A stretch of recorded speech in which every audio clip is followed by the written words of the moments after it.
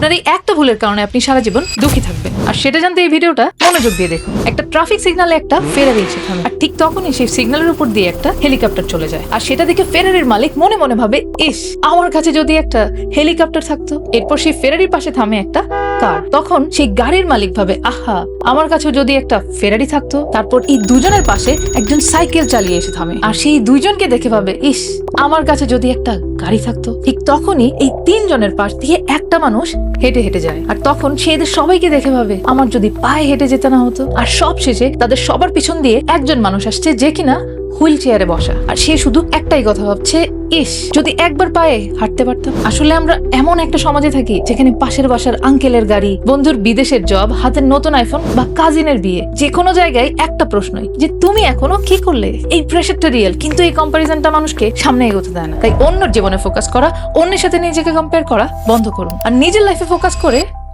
এগিয়ে যান।